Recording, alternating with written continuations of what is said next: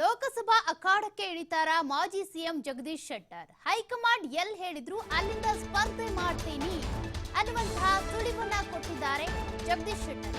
ಹಾಗಾದ್ರೆ ಲೋಕಸಭೆಯ ಅಖಾಡಕ್ಕೆ ಮಾಜಿ ಸಿಎಂ ಜಗದೀಶ್ ಶೆಟ್ಟರ್ ಇಳಿತಾರಾ? ಈ ಪ್ರಶ್ನೆಗೆ ಅವರೇ ಉತ್ತರ ಕೊಟ್ಟಂತಿದೆ.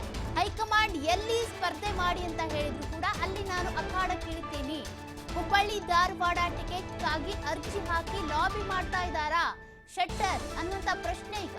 ಹೈಕಮಾಂಡ್ ನನಗೆ ಕರೆದು ಟಿಕೆಟ್ ಕೊಡುತ್ತೆ ಅಂತ ಶೆಟ್ಟರ್ ವಿಶ್ವಾಸವನ್ನ ವ್ಯಕ್ತಪಡಿಸಿದ್ದಾರೆ. ಇನ್ನು ಪ್ರಹ್ಲಾದ್ ಜೋಶಿ ಮತ್ತೆ ನನ್ನ ಮಧ್ಯೆ ಏನೂ ಕೂಡ ಭಿನ್ನಾಭಿಪ್ರಾಯ ಇಲ್ಲ, ಒಂದು ವಾರದಲ್ಲಿ ನನಗೆ ಟಿಕೆಟ್ ಅನೌನ್ಸ್ ಆಗುತ್ತೆ ಅಂತ ಜಗದೀಶ್ ಶೆಟ್ಟರ್ ಹೇಳಿಕೆ ಕೊಟ್ಟಿದ್ದಾರೆ. ಇತ್ತೀಚೆಗಷ್ಟೇ ಕಾಂಗ್ರೆಸ್ ಅನ್ನ ತೊರೆದು ಬಿಜೆಪಿಗೆ ಗರ್ ವಾಪಸಿ ಆಗಿದಂತಹ ಮಾಜಿ ಸಿಎಂ ಜಗದೀಶ್ ಶೆಟ್ಟರ್ ಅವರಿಗೆ ಹಾಗಾದ್ರೆ ಲೋಕಸಭೆಯ ಟಿಕೆಟ್ ಸಿಗುತ್ತಾ? ಹುಬ್ಬಳ್ಳಿ ಧಾರವಾಡದಿಂದ ಅಖಾಡಕ್ಕೆ ಇಳಿತಾರಾ? ಈಗಾಗಲೇ ಪ್ರಹ್ಲಾದ್ ಜೋಶಿ ಅವರಿದ್ದಾರೆ, ಕೇಂದ್ರ ಸಚಿವರು ಕೂಡ.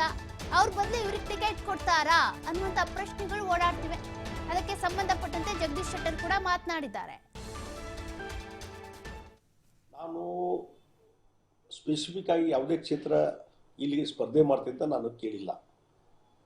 ಇವತ್ತು ವರಿಷ್ಠರು ಸ್ಪರ್ಧೆ ಮಾಡ್ರಿ ಅನ್ನುವಂಥದ್ದು, ಯಾವುದೇ ಕ್ಷೇತ್ರದಲ್ಲಿ ಸ್ಪರ್ಧೆ ಮಾಡ್ರಿ ಅಂದರೆ ಸ್ಪರ್ಧೆ ಮಾಡ್ತೀನಿ, ಇಲ್ಲಾಂದರೆ ಬೇಡ ಅಂದರೆ ಬಿಡ್ತೀನಿ ಅಷ್ಟೇ.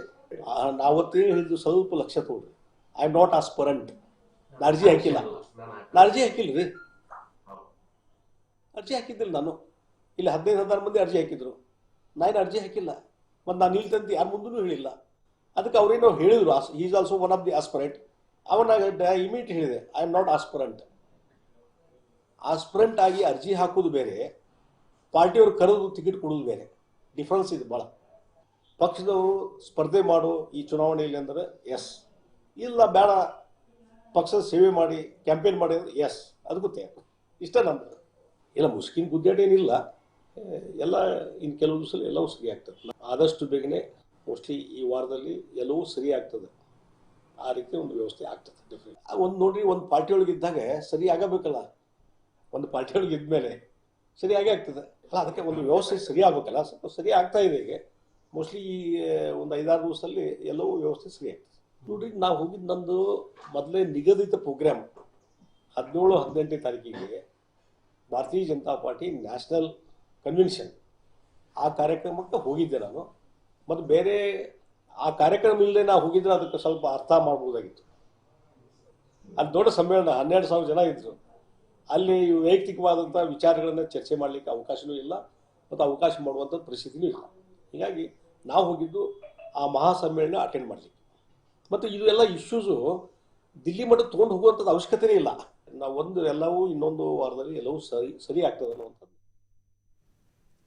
ಎಸ್, ಜಗದೀಶ್ ಶೆಟ್ಟರ್ ಅವರು ಲೋಕಸಭಾ ಅಖಾಡಕ್ಕೆ ಇಳಿತಾರ ಅನ್ನುವಂತ ಪ್ರಶ್ನೆ ಈಗ ಶುರುವಾಗಿದೆ. ಈ ಬಗ್ಗೆ ಹೆಚ್ಚಿನ ಮಾಹಿತಿ ಕೊಡ್ತಾ ಹೋಗ್ತಾರೆ ನಮ್ಮ ಪ್ರತಿನಿಧಿ ಯಲ್ಲಪ್ಪ, ಫೋನ್ ಸಂಪರ್ಕದಲ್ಲಿದ್ದಾರೆ.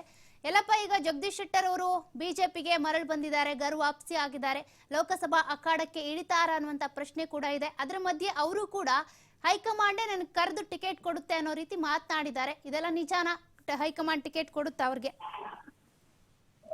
ಸೌಖ್ಯ, ಈಗಾಗಲೇ ಜಗದೀಶ್ ಶೆಟ್ಟರ್ ಗರ್ ವಾಪಸ್ ಆಗಿದ್ದಾರೆ. ಕಳೆದ ವಿಧಾನಸಭಾ ಚುನಾವಣೆಯಲ್ಲಿ ಟಿಕೆಟ್ ಸಿಗಲಿಲ್ಲ ಎಂಬ ಕಾರಣಕ್ಕೆ ಪಕ್ಷವನ್ನ ತೊರೆದಂತಹ ಜಗದೀಶ್ ಶೆಟ್ಟರ್ ಈಗಾಗಲೇ ಮರಳಿ ಪಕ್ಷಕ್ಕೆ ಬಂದಿದ್ದಾರೆ. ಮರಳಿ ಪಕ್ಷಕ್ಕೆ ಬಂದ ನಂತರ ಧಾರವಾಡ ಲೋಕಸಭಾ ಕ್ಷೇತ್ರದಲ್ಲಿ ಒಂದು ಸುದ್ದಿ ಹಬ್ಬಿರುವುದು ಏನಂತಂದ್ರೆ, ಧಾರವಾಡ ಲೋಕಸಭಾ ಕ್ಷೇತ್ರ ಇದು ಲಿಂಗಾಯತರ ಕ್ಷೇತ್ರ. ಈ ಒಂದು ಲಿಂಗಾಯತ ಕ್ಷೇತ್ರ ಲಿಂಗಾಯತರಿಗೆ ಟಿಕೆಟ್ ಕೊಡಬೇಕು ಅಂತ ಬೇಡಿಕೆಯನ್ನ ಈಗಾಗಲೇ ಅಂತಂದ್ರೆ ವೀರಶೈವ ಲಿಂಗಾಯತ ಮುಖಂಡರು ಇಟ್ಟಿದ್ದಾರೆ. ಅದೇ ಒಂದು ಕಾರಣಕ್ಕೆ ಈಗಾಗಲೇ ಅಂತಂದ್ರೆ ಜಗದೀಶ್ ಶೆಟ್ಟರ್ ಸಹ ಈಗಾಗಲೇ ನಾನು ಸಹ ಇಲ್ಲಿ ಅಂದ್ರೆ ಸ್ಪರ್ಧೆ ಮಾಡ್ಲಿಕ್ಕೆ ರೆಡಿ ಇದ್ದೀನಿ, ಆದ್ರೆ ನಾನು ಸಹ ಇಲ್ಲಂದ್ರೆ ಟಿಕೆಟ್ಗೆ ಅರ್ಜಿ ಹಾಕೋ ಮಾತಿಲ್ಲ, ನನ್ನನ್ನ ಗುರುತಿಸಿ ಹೈಕಮಾಂಡ್ ಕರೆದ್ರೆ ಇಲ್ಲಿ ಒಂದು ವಿಶ್ವಾಸವನ್ನು ವ್ಯಕ್ತಪಡಿಸಿದ್ರೆ.